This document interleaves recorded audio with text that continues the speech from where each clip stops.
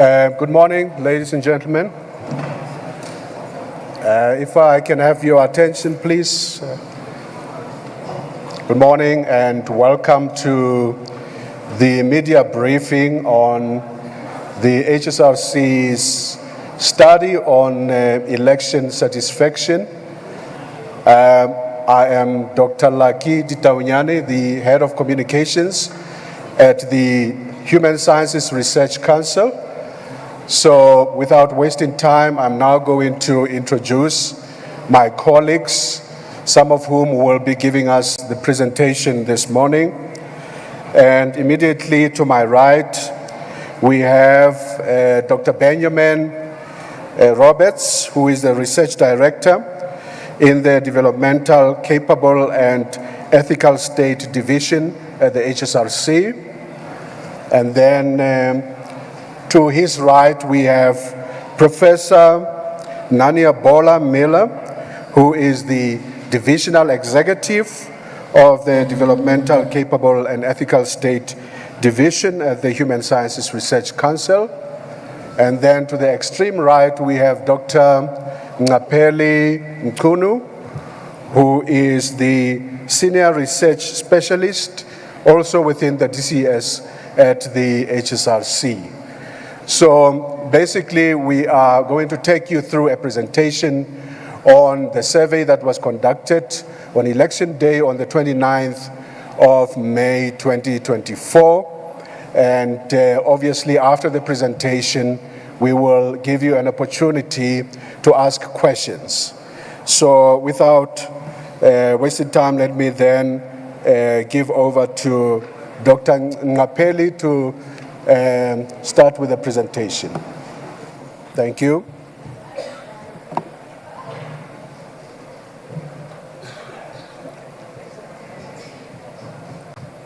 Can we have the presentation on the screen, please? Thank you.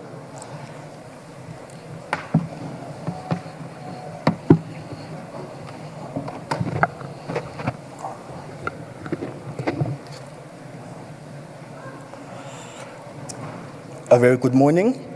As Dr. Lucky has already introduced me, my name is Ngapeli Mkhunu, and I am a member of the Human Sciences Research Council's DCES division, part of the research team.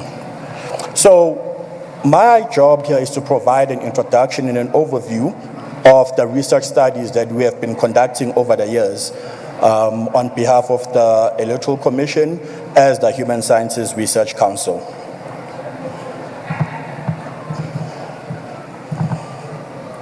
So one of the key measures of a strong election management body is its ability to make decisions that are based on empirical evidence.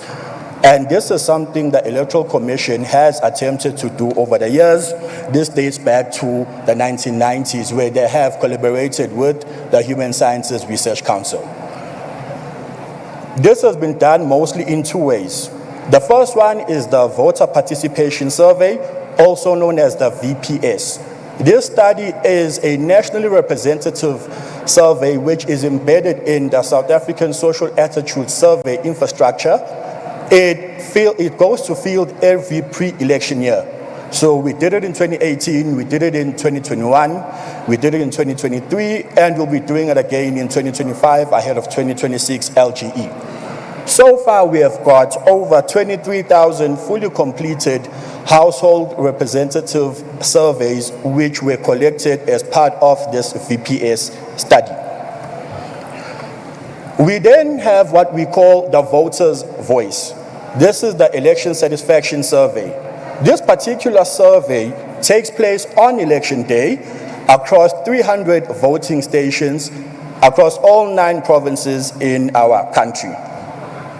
Up to date, we have about 118,000, and when we checked the numbers in the morning, we had an additional 13,000 fully completed. So that takes the figure up to 130,000 fully completed interviews, where the Human Sciences Research Council is able to measure and assess the voter's voice on election day across South Africa. So on the 29th we went to our 7th national election. We also how the elections unfolded across the country, and the Human Sciences Research Council had a team of researchers all across the country. The purpose really of the survey is to ensure that we capture the views and opinions of voters. We all know that there will be observers, there will be key stakeholders, but one of the most important key stakeholders would be the voters who would have gone to cast their votes on election day.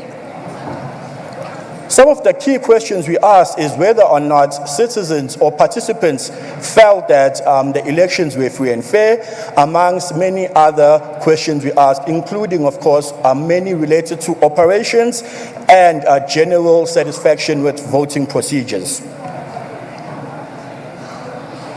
Now, from a methodological standpoint, I had already discussed that the ESS is through 300 voting stations across the country.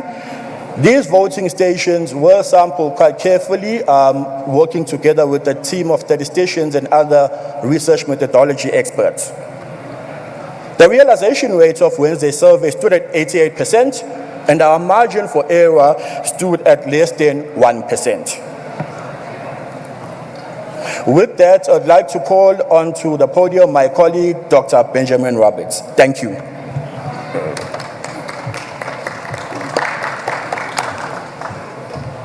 Good morning, everyone.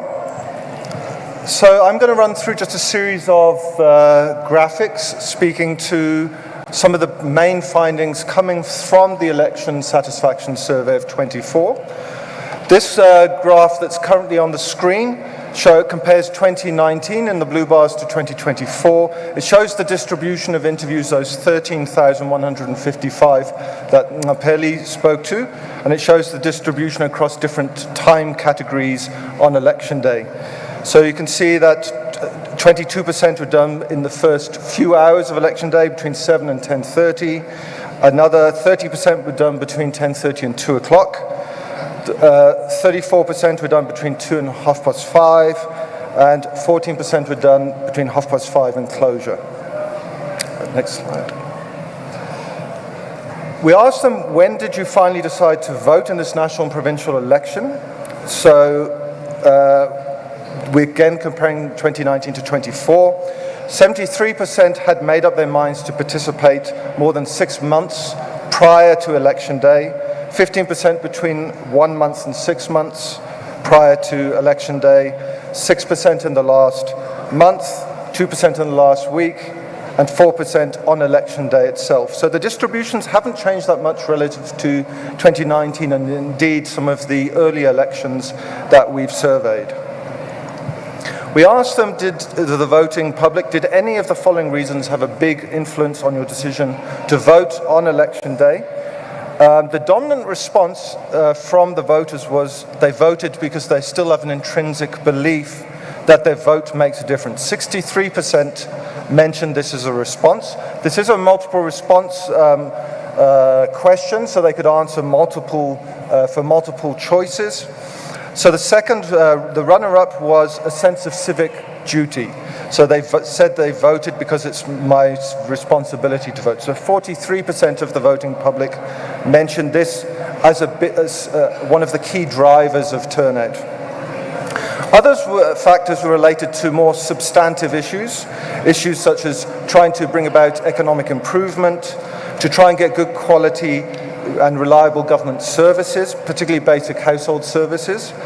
Those were mentioned by close to 40%, as well as fighting against corruption. So a vote against corruption also mattered in election 24.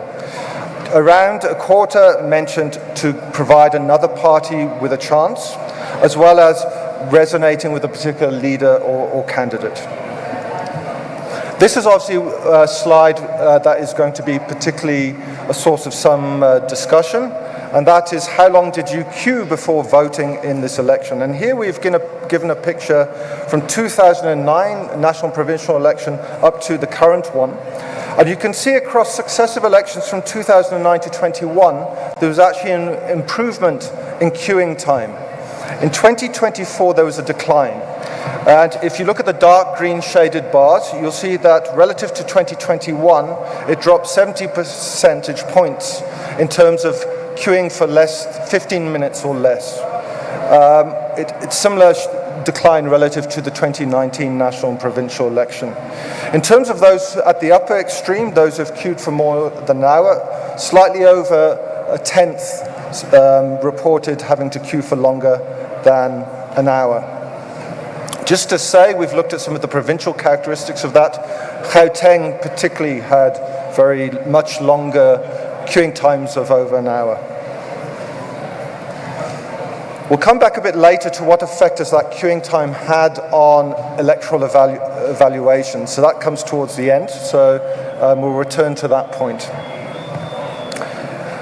We also asked about the ease with finding your party or candidate of choice on the ballot papers. Obviously, the ballot papers in 2024, we had the 3 ballot papers, but also on the ballot papers, an unprecedented number of parties and candidates contesting, particularly for the national one, which is for the first time had to have a double column of names of parties and candidates.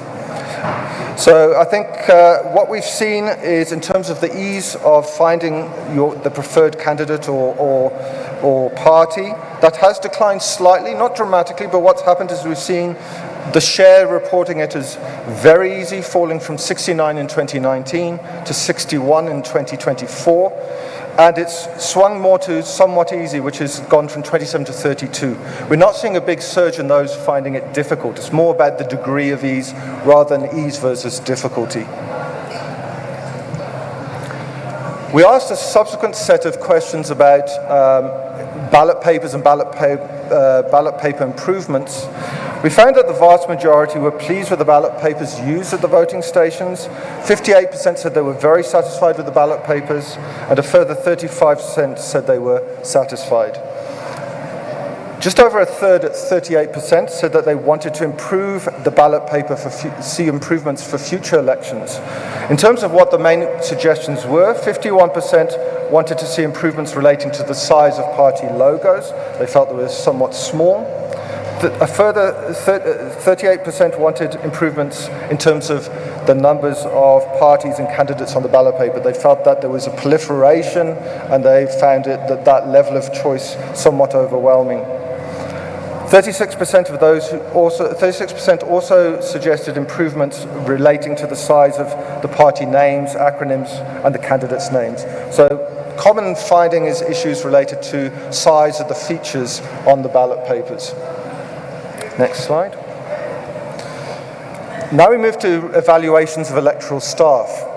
We first off asked a general question: are you satisfied with the quality of service that IEC officials provided to voters? Again, we're looking at 2009 right through to 2024. In the latest election, 63% said that they were very satisfied with electoral staff, with a 31% saying they were very satisfied. So the dominant perspective is one of a positive response. In terms of trends over time, we've seen slight fluctuations, but not dramatic changes over the periods of the elections we've evaluated. Okay, next. We then moved on to more an evaluation of different attributes of electoral staff, and we asked about 7 particular characteristics ranging from honesty, professionalism, impartiality, etc. A clear majority of the voting public gave the officials a positive rating on all 7 of the indicators. The one that was most positive was the helpfulness of electoral staff, where 84% said that they were helpful to a great extent. The rate of the attributes that ranked the lowest, that was impartiality, with 71% saying that this applied to a great extent, with around 8% saying that the electoral staff were not at all impartial. Okay, next. Then we asked about to what extent the voting procedure inside the station considered the needs of special groups, and we asked about 5 particular groups in this case. Firstly, 54% said that they felt that the needs of women with babies was taken into account to a great extent, with 22% saying to some extent. A similar share saying pregnant women were considered at the voting station. And again, 57% for partially sighted and blind. Slightly higher shares said that persons with disabilities were taken into account, and the most positive evaluation was for older persons, the elderly. In terms of levels of information voters had about procedures, 61% thought the procedures inside the station were easy to understand, and 35% said they were somewhat easy. Around a tenth, at 13%, stated they had far too little information, and 10% said they had too little information about voting procedures. So there's still quite a lot of unmet demand for further information, which obviously the IEC can take account of in their future civic and democracy education events around the country. 42% of the voting public said the IEC website was very useful in providing information and education, with 23% saying it was somewhat useful. And in terms of the IEC voter education campaigns, 52% said the voting public said it was very useful, and 28% somewhat useful. In terms of the perceived effectiveness of the IEC's voter education campaign, again, we're looking over time on this one, but in 2024, 66% said that they were very effective, 24% somewhat effective, with small shares saying they were either not effective or uncertain. Again, there's been a fairly constant evaluation we've seen from the voting public since 2009 across successive elections. Next. Then we asked about the secrecy of the vote. So are you satisfied that your vote in this voting station was secret? In 2024, 64% said they were very satisfied with this, and 31% satisfied. There has been a slight decline in this, certainly relative to the 2009 through 2014 elections. The elections that have occurred since then, it's a bit lower, but it's been fairly stable from 2016 to 2024. We asked voters a set of questions related to self-reported coercion during the context of election 24. In this particular round of surveying, 12% reported experiencing someone trying to force them to vote for a certain political party or independent candidate. 9% reported that this happened before election day, and this, they said, was perpetrated 4% by party agents and 4% by friends and family as the dominant sources of this particular attempt to coerce voters. 4% occurred while they were queuing in lines, and again, the dominant responses were party agents at 2%, 1% friends and family, and 1% other voters. 2% said that some form of attempt at forcing them to change their vote happened inside the voting station, and the dominant responses here were, again, 1% party agents, 1% family and friends. Election officials were barely mentioned as a source of electoral coercion, less than 1% across all the different locations of attempted force. Of those that reported coercion, 73% reported that it had no bearing on who they ultimately chose to vote for on election day, but 25% said it did, and 2% were uncertain. So this translates, the 25% that said it did, translates into 3% of the voting public, which ultimately reported changing their vote due to some form of pressure. Okay, next one. So in terms of vote counting, we asked how confident are you that the vote will be accurately counted, and again comparing 2019 to 24. Here we've seen quite a drop in those saying that they're completely confident their vote will be accurately counted. It's dropped from 60% to 45%. Again, it hasn't swung to the negative end of the scale. It's a thinning out of completely confident and moving mainly into very or quite confident categories. But it does represent a substantive change relative to the last national and provincial election. Next. So now we move on to the evaluations of the freeness and fairness of elections, and we're again looking over time. In election 24, 92% said that the election procedures were unequivocally free, with small percent saying yes with minor problems and an even smaller percent not at all. Again, over the full period that we're looking at, they have remained in a very similar range between 90 and 95%. And a similar evaluation on fairness, perceived fairness of the election, 92% of the voting public indicated that the elections were unequivocally fair. We did ask them the reasons for this. Lucky, next slide. We asked an open-ended question about why they perceived the elections to be free and fair. We've coded those open-ended responses using Atlas TI. And what emerged was several key responses in the way the public viewed, predominated in their responses. One key response in viewpoint was that the elections were free and fair due to a prevailing sense that there was freedom to make political choices without any form of force, pressure, and intimidation. The open-ended data tends to demonstrate the freedom to make political choices remains fundamental in the minds of the voting public. There appears to be a critical construct that is influencing political participation, the sense of freedom of choice for elections amongst the public. It remains key that all stakeholders respect the values of political freedom to make political choices. Next. These have been coded into thematic concepts that inform judgments. So again, a high premium is placed amongst the public in their responses on the value of having the political space and being free from intimidation and to make their political choices as they see fit. The right to make political choices freely is a key value held by the South African voting public. The right to choose also links with fairness, and here participants tended to voice a view that fairness was found in having sufficient space and agency to make political choices when casting their votes.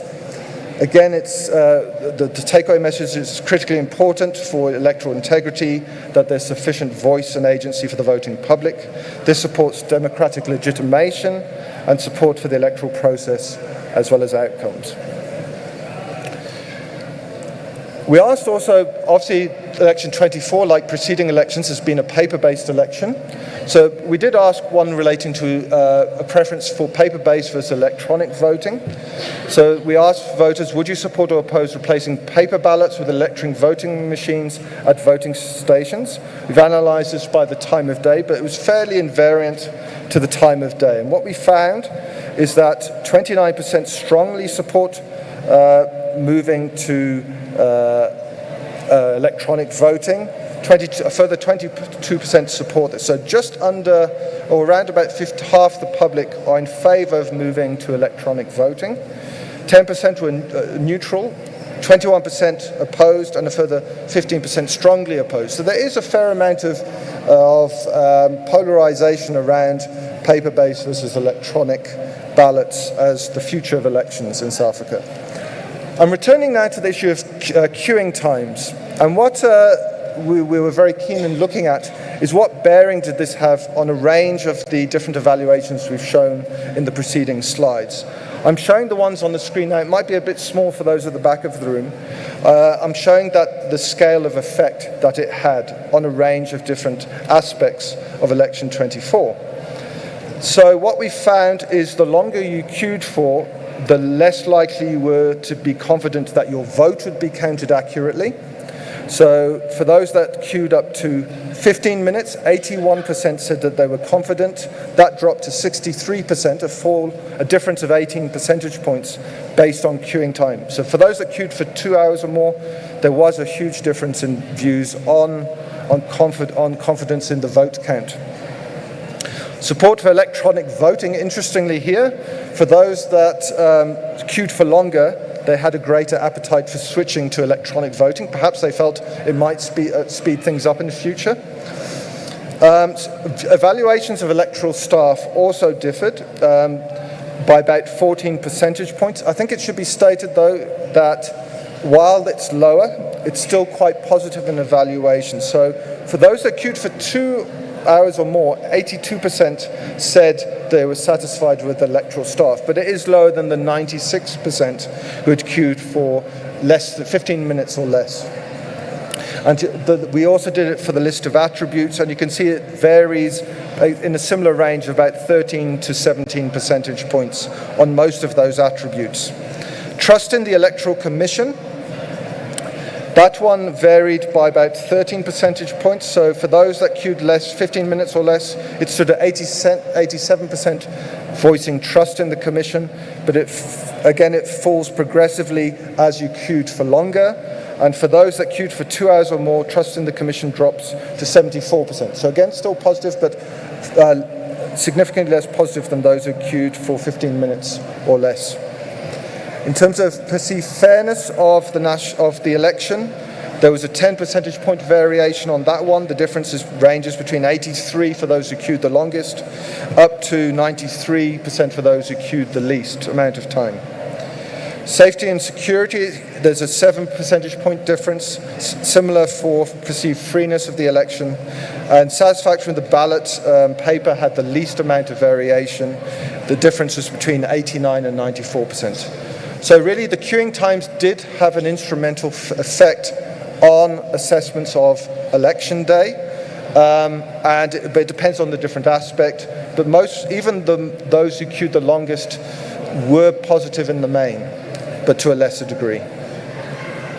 So in terms of concluding remarks, the Election Satisfaction Survey 24 assessed voters' views of the election process, including its integrity, and evaluated the operational efficiency of the Commission. It should be stated, though, and I think it's important to note, this was interviews amongst the voting public, those who'd actually got through and cast their ballot. Discouraged voters, those who gave up after queuing for long amounts of time, were not interviewed.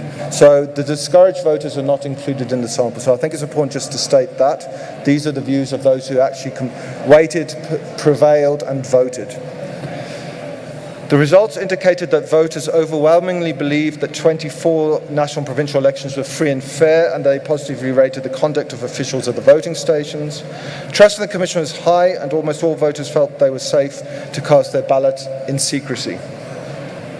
The majority of voters felt that the Commission adequately considered the needs of vulnerable groups, particularly the elderly and persons with disabilities. But lastly, queuing times at voting stations increased relative to more recent elections, quite by a substantive degree, which really had a bearing on election attitudes. So we'll conclude there and pass back to Lucky for handling the Q&A. Thank you. Thank you, Ben. I will now open the floor for questions.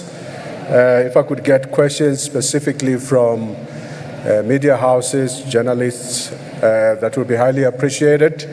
I will start on the left. If I can get an indication of people who may want to ask questions on the left. I don't see any hands. I go to the middle. I see 2 hands, now 3. I will start with the gentleman with the red T-shirt.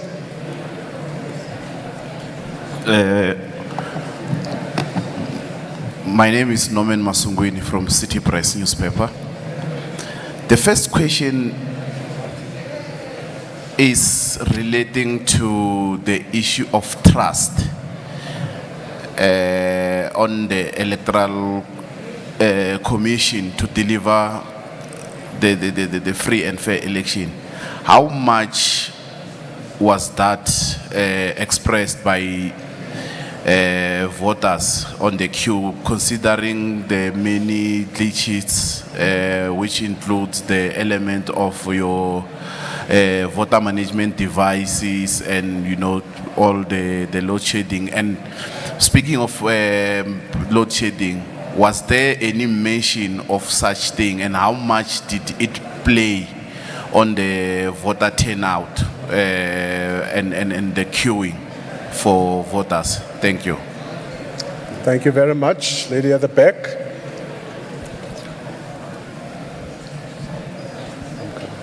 Thank you very much. Kenny Mapanga from SABC News. You spoke about the translation of 3% of all voters who changed their vote when you spoke of coercion. If you look at the 2024 national and provincial elections and how crucial this election is, as well as how every vote counts, does this have any impact on that assessment? Then, of course, what I wanted to find out is more of an understanding as to when you pick that sample. So there's 300, and then you picked randomly selected 50 out of those 300 voting stations.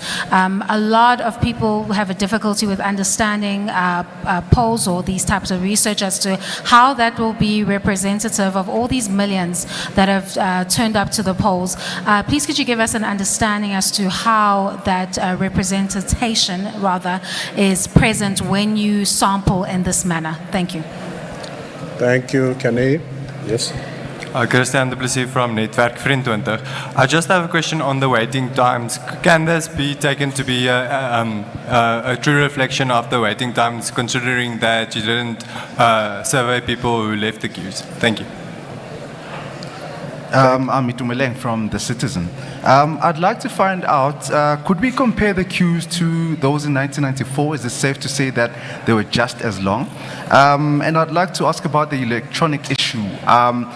So the people that have issues moving towards electronic voting, were they mostly in urban areas or rural areas? Thank you.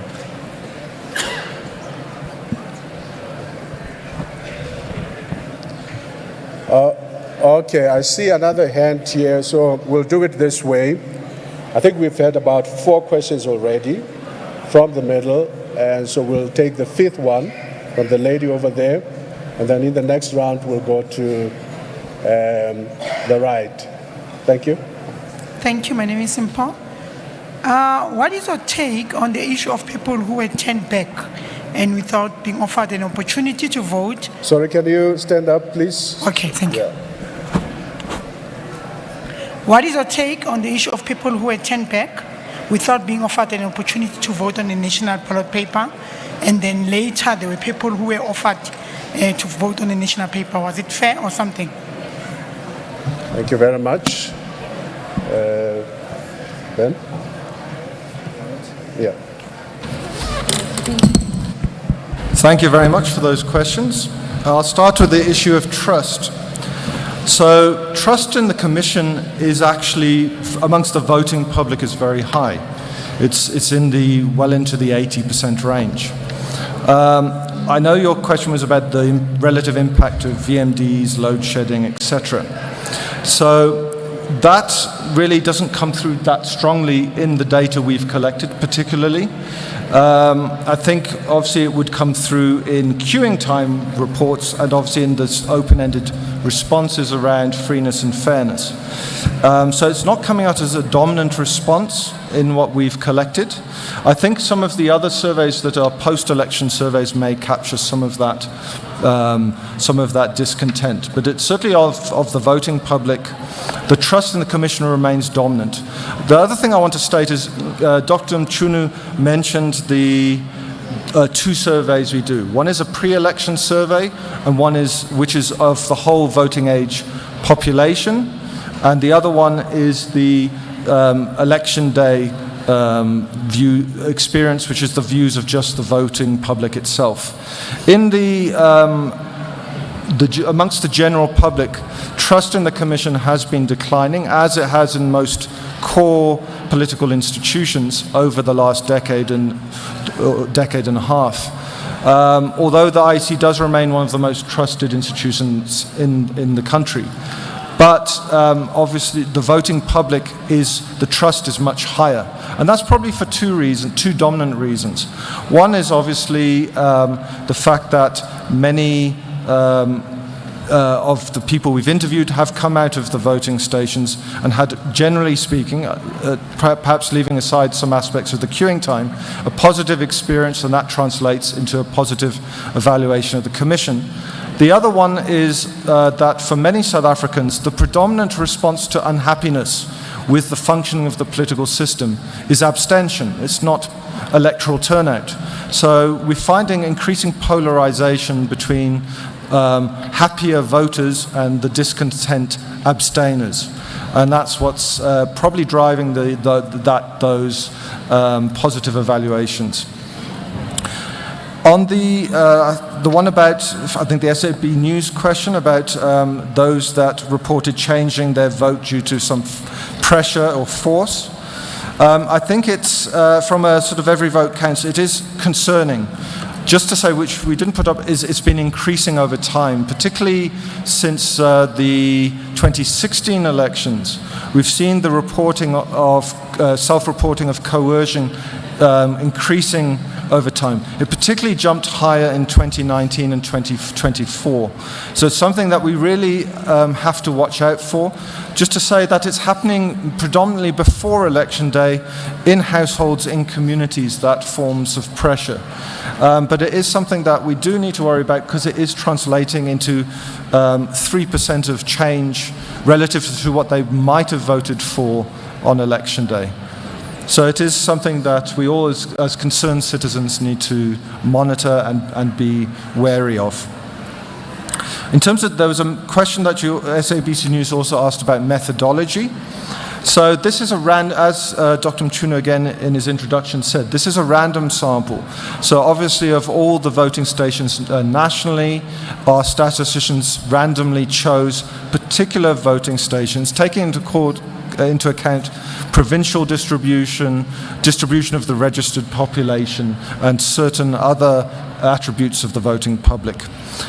Once the data is being collected, it is then weighted to make sure that it is representative of the voting population, the statistics we have from Stats SA. So it is designed, although you may think, well, it's only 300 out of the 22,000+ voting stations, it is designed to be properly representative. And also, the 50 interviews we do are designed to be staggered across different times of day to ensure if there are problems at certain times, those come through in the sample of respondents. So if there are problems at the tail end of the day with excessive queuing times or problems with late opening times in the morning, those would come through because of the way the sample is configured. So it is designed to be properly representative of the voting public on election day. In terms of waiting times, I think that was a question about, does the queuing time we're recording reflect the true queuing time? I think, as I said, we don't interview discouraged voters. So those who may have given up will have left, but for those that persevered, even if they waited many hours, like 6+ hours, would be included in the sample. So I think it is a fair reflection, and that's what's coming through on that increase. We are still to release, after today, a more in-depth analytical report for the Commission, and which will give a whole range of breakdowns on where were the queuing times and how are they different across different geographies and so on, and that will give you a sense of the scale of variation in some of those queuing times, because there were big differences between rural and urban stations in many cases. So those will be coming once we've processed that, produced that fuller report. In terms of the citizen, in terms of queuing times relative to 94, we weren't surveying in 94, so unfortunately we don't have survey-based evidence on the average queuing times going back that far. Just to say that obviously it's the upswing we've seen is a significant one. It's the highest one we've seen since 2009. So certainly the highest we've seen in 15 years, 15 years. Whether it's higher than in 94, difficult to say. I doubt it. I mean, I was old enough to have voted in 94, and certainly based on observations from that time, those queues were particularly long, but that's more anecdotal than empirical. The urban-rural split, the citizen also asked about the urban-rural split. I didn't hear the latter part of the question. I assume it's in terms of queuing times again, and that's something that we'll certainly publish in our more detailed report to come. There was another question about, I think it was the last one, which was the impact on people that were turned back without being offered an opportunity to cast their ballot. I think the Commission can probably respond best to that. They are going to have a media briefing later today, and I think that's something that they're best placed to answer.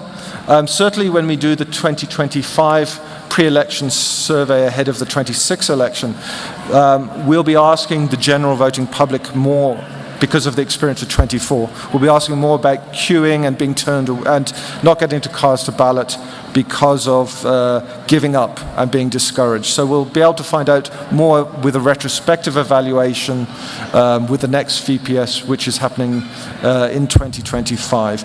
Yeah, I'm going to hand over to my colleagues to see if they wish to add. Thank you very much, Ben. There are just a few things I could perhaps emphasize so that we understand the context of this particular survey. This is not a survey of the South African population in general. Thank you. It is a survey of people who cast their vote and exited the voting station. And that's where our field workers were, and that's where they were interviewed. So we do not know what people sitting at home who were abstaining or were discontented, we do not know how they felt on election day.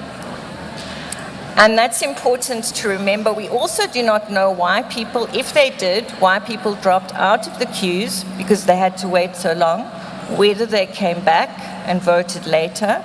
That is something that our survey did not test because, as I said, we interview people as they exit the election station. And so our questions are based on the experience of the election process.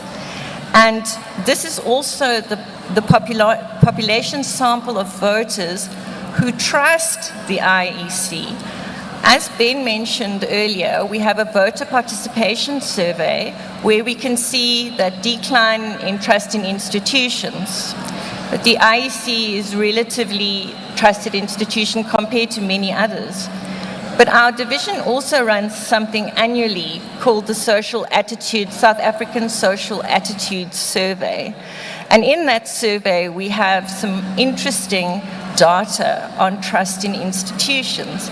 But this is we interview household survey of people 16 years and older, and it's representative of that population, not only the voting public. So I just wanted to emphasize that fact, and that we cannot speak about what we have not ourselves collected, the data that we have not ourselves collected. I was interested in the question about the long queues versus in 1994.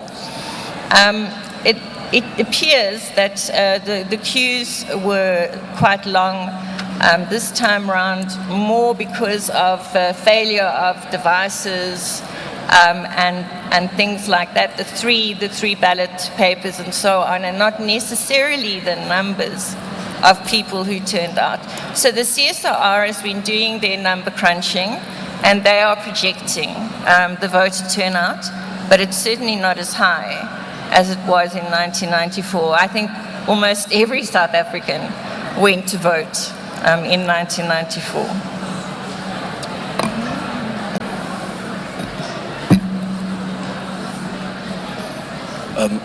Thanks, Prof. Nanya. I just want to touch on the trust factor. So generally, trust is influenced by perceptions, but also by post-experience. So in many institutions of state that we've surveyed, the post-experience tends to favor the institution, meaning that once someone has seen or experienced the institution and it's and what it does or how it works, they are more likely to be more trusting of an institution. While if they haven't really experienced it, based on perceptions and everything that they see, they are less likely to be trusting.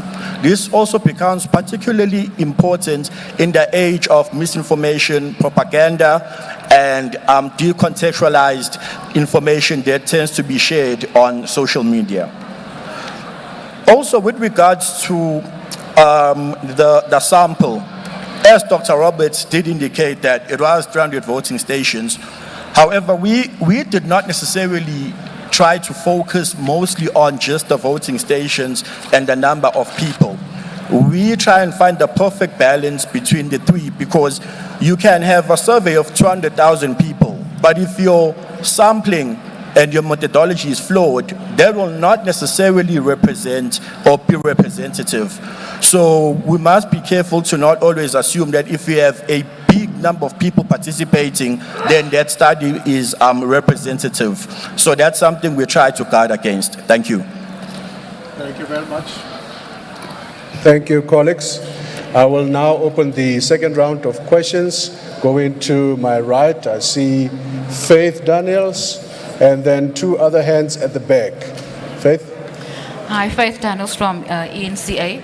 I just have a question, a follow-up question on the electronic voting issue, because it seems that it's becoming an issue, and I didn't see how it fared with the previous election. Is that something of concern that you would think that the IEC should pick up and sort of discuss as a matter of urgency? Thank you, Faith. At the back. Thank you very much. My name is Ngosi Konamalinga Mnisi from Power FM. Can you just stand? All right. Thank you. Thanks very much. I've just got three brief questions. The first one relates to whether or not you'd consider extending the size of your sample in future, because one could perhaps argue that 300 voting stations compared to the thousands that we have across the country is a drop in the ocean. So is that something in the future that you could potentially look at? The other question relates to, did you perhaps ask those that you engaged, just in terms of the introduction of the third ballot, particularly it being new in metropolitan municipalities, and perhaps what were some of the responses that you received? And then just as a question of interest, this is something I observed, were there any individuals that you engaged that spoke about their vote being influenced to some degree by being transported in vehicles that were branded, you know, in colors of certain political parties? Thank you very much. Thank you. Thank you so much. It's Naomi Kobe here from YFM. I just wanted to ask, an issue of clarification on the Section 24A application. In terms of the interviews you had conducted following, the elections, I suppose what was the sentiment you were getting from voters there, especially, we are hearing there was some difficulty with people being able to participate and vote this year with regards to that. Thank you. Thank you. Okay, I will allow the panel to respond to the questions, and then after that, we will quickly open the last round of questions for you. Thank you. That's not working. Yeah. Thank you. I'll start with Faith's question from ENCA. In terms of electronic voting, it is being taken seriously. In last year, we did an initial study for the Commission relating to electronic voting, looking particularly at experiences around the globe. I don't think it's certainly not something you can walk into lightly. It's a huge change in terms of voting procedures, and it would require quite a few years to actually pilot, look at those experiences, and before it is decided whether or not to fully adopt it. We are currently in this conversation with the Commission about, and the plans are over coming months, to prepare a discussion paper on electronic voting as the basis for a potential green paper on electronic voting. So that's something that will obviously be used as the basis for quite widespread consultation with different stakeholders around this, and we will see where that goes. But I think it's also something that the Commission would probably wish to engage with around responding to from their perspective, views on electronic voting, but they have commissioned this second part of work about the development of a discussion paper. Just to say, from the surveying that we've done, including in not just this survey on election day, but particularly our voter participation survey pre-election, we do ask quite a few questions around attitudes towards electronic voting, and there is still quite a lot of skepticism amongst the public. So there is this division amongst the public about whether or not it would be a good thing. That includes amongst the youth, people that people may think ordinarily would be pro-conversion to electronic voting. So I think there's certainly views around its that favour its adoption around convenience, etc. But there are also concerns that it brings around issues of security and so on, and probably aspects about reliability. And I think it may be that the experience 2 days ago with the VMDs might also serve as a polarizing aspect in terms of propositions around the introduction of electronic voting. But that's something we'll have to look into, and it's something that would probably come up in the consultations and dialogue around any decision to move towards electronic voting. On the Power FM questions, the questions around sample size and 300 stations, I think it goes back to the points raised by Dr. Mchunu again around the fact is this is a representative survey of 300 voting stations. The responses have a margin of error of the 13,100 respondents of less than 1%. You could expand size, but it wouldn't improve. You probably wouldn't see much of a difference because it is designed to be representative. So adding more stations will not materially change findings because it is designed to be representative. On the 3 ballots, we had this discussion in the lead up to the election day with the executives from the Commission about whether we should explicitly ask about the 3 ballots. We ultimately didn't because we didn't want to prime them. So we wanted them to spontaneously mention whether having 3 ballots represented a challenge in terms of the usability and effectiveness of voting. So we did have an open-ended question about why the public was satisfied or discontent with ballot papers in NPE 2024. I must confess we're still to analyse in depth that open-ended content, and it will form the basis of our more detailed analytical report. So we'll be able to determine from that whether 3 ballots did represent a challenge for the small segment that were unhappy. As you saw from the statistics, the large share were actually content with the ballot papers and found them easy to use. So there's only a small segment that were discontent, and we'll see if those did mention the fact that there were now 3 ballot papers with many names of parties and candidates on them as a challenge or not. The question around vehicles branded by party colours, that unfortunately is not part of our surveying, so we can't comment on that. Over to my colleagues. Thanks. Oh, the section 24. Thank you very much. We do not have data on the Section 24A issue, probably because most people were affected to the extent that they ended up not voting, and we cannot make any predictions around that, and we have no data as to how many people were affected by the Section 24A issue. But it is a serious one, and we are aware of the fact that there were problems, but that is just from the media and not from our research. I also want to emphasize the fact that we have started looking quite seriously at the issue of e-voting, although the South African public is very divided on this issue. But what was interesting was the longer people queued, the more in favor of e-voting they were. So they obviously think it'll speed things up. But in other studies, we found that people are a little bit nervous about e-voting. And then again, the sample size, as Ben said, we could have, interviewed many more people and we would probably have come out with the same results because we have statisticians working with us and we do science. So that is how it works, weighting of the data, the accuracy of it, and the fact that it is representative of the voting public. Perhaps we can have a more technical conversation later.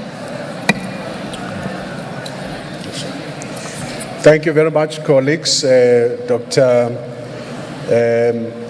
Roberts and Professor Nania Bolamila. I'm now going to, in the interest of time, just take one or two more questions and then we close the session after that. Starting from the left, if there's still no one from the left, I will take the question from Mr. Masuku and we'll close after that. Thank you.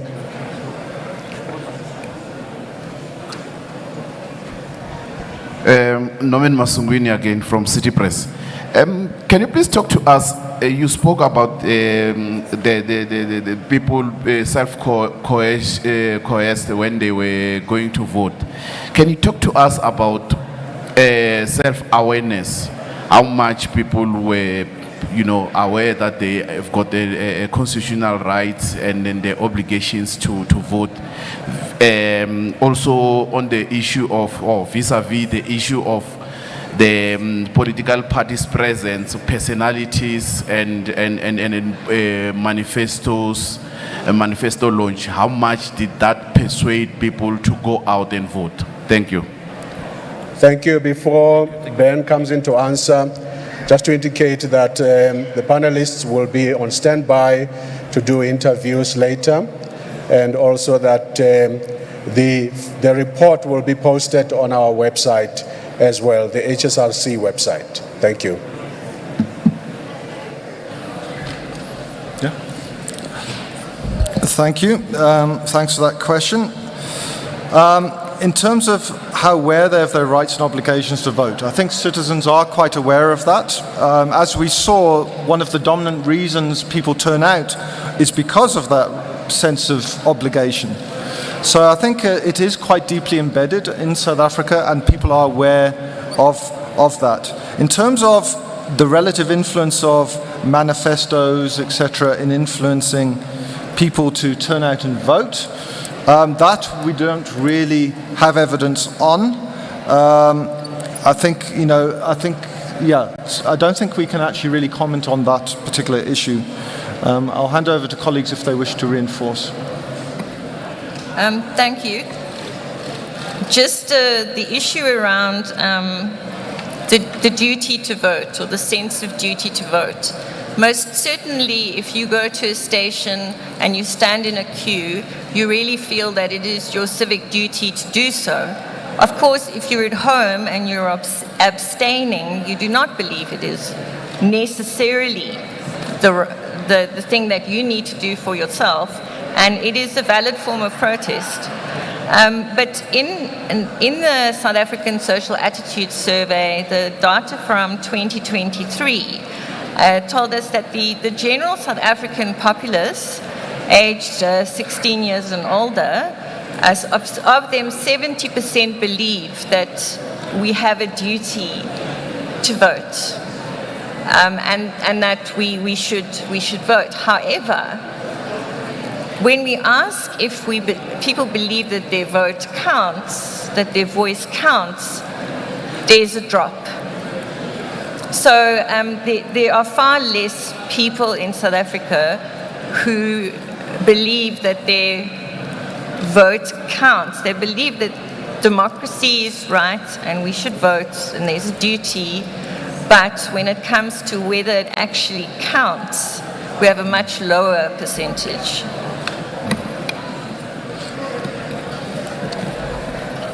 And just on that point about manifestos, I think our data shows us that this is across the VPS mostly, and it dates back maybe 10, 15 years. South African voters tend to be abstainers if they are unhappy with the party hence the higher turnout we've seen in the past couple of years. So we do not have any evidence of manifestos influencing potential turnout. What we have seen in our data is that South Africans are more likely to just stay away rather than either give a party another chance or another option, which of course involves or revolves around going to vote. Thank you. Thank you very much, ladies and gentlemen. That concludes the proceedings. Thank you very much.